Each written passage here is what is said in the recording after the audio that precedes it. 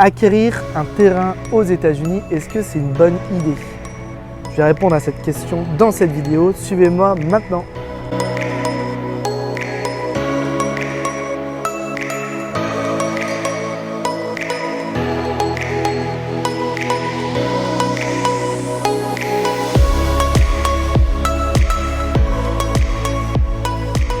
Alors la valeur d'un terrain, déjà, c'est évidemment son emplacement, sa taille. Ça, c'est déjà deux critères qu'il faut regarder. Emplacement, évidemment, il faut regarder où est-ce que c'est situé, quels sont les facteurs, les piliers économiques, les fondamentaux économiques autour du terrain. Est-ce que c'est au cœur d'une ville, en dehors d'une ville? Est-ce que l'accès au terrain est facile?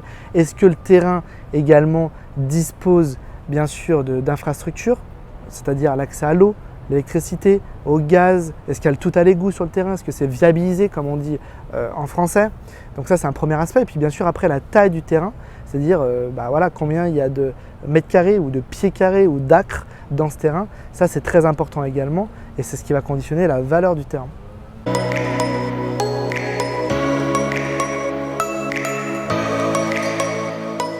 Si le terrain est situé dans une subdivision par exemple, c'est-à-dire dans un, si on parle de terrain résidentiel, si c'est dans une forme de lotissement de communauté et s'il y a des constructions autour. Évidemment, s'il y a déjà des terrains autour qui ont été construits, le terrain va avoir plus de valeur que si rien n'a été construit autour. L'autre critère à prendre en considération sur la valeur du terrain, c'est bien sûr également les accès aux infrastructures. C'est ce que j'ai dit auparavant. C'est bien sûr les infrastructures, si le terrain est viabilisé, les accès à l'eau, l'électricité, si l'accès au terrain est facile, c'est-à-dire si la route est goudronnée, si c'est un chemin de terre, si le terrain a été également cleared, c'est-à-dire si le terrain on doit faire du terrassement ou si on doit nettoyer les arbres, faire un élagage profond du terrain ou pas. Ça, c'est très important également.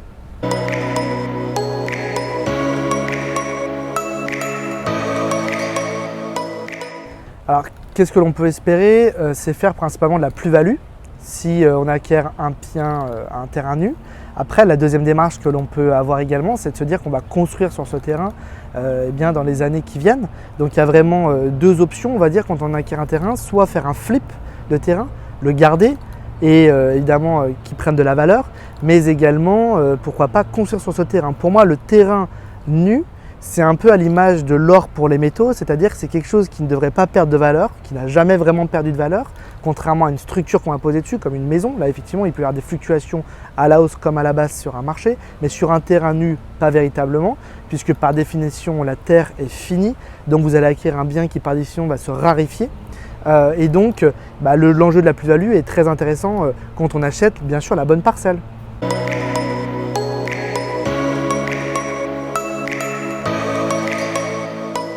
Alors, il n'y a pas véritablement de charges supplémentaires si on acquiert un terrain par rapport à une maison individuelle, par exemple, puisqu'en fait, les frais d'acquisition sont similaires, c'est-à-dire que c'est principalement un frais de notaire, il peut y avoir un frais d'agence si le terrain est en vente dans une agence, mais il n'y a pas plus de frais parce qu'on acquiert un terrain. C'est généralement d'ailleurs plutôt l'inverse qui se passe. Il peut y avoir une proration de taxes qui se fait à la vente et donc généralement la proration de taxes sur un terrain en proportion est beaucoup moins importante que si c'était une maison individuelle ou un bien fini, un bien résidentiel. Par contre, ce qu'il faut avoir en tête évidemment quand on acquiert un terrain, c'est que le principal coût de maintien d'un terrain, c'est évidemment la taxe foncière qu'il faut payer chaque année sur le terrain nu.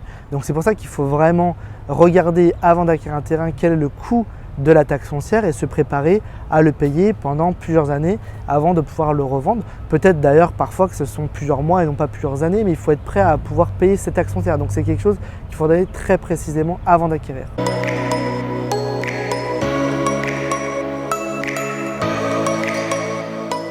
Alors, ce n'est pas quelque chose que l'on met forcément en avant parce que nous, on est avant tout marchand de biens et constructeur. Donc, on propose des produits finis, des produits d'investissement généralement ou de la résidence secondaire.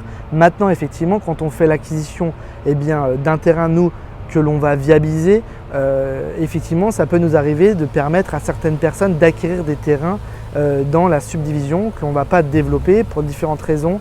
On va plutôt permettre à certains de nos clients investisseurs d'en faire l'acquisition. Ça nous est déjà arrivé et c'est quelque chose que l'on propose, oui bien sûr, contactez-nous si ça vous intéresse et on vous donnera des options si on en a à notre disposition.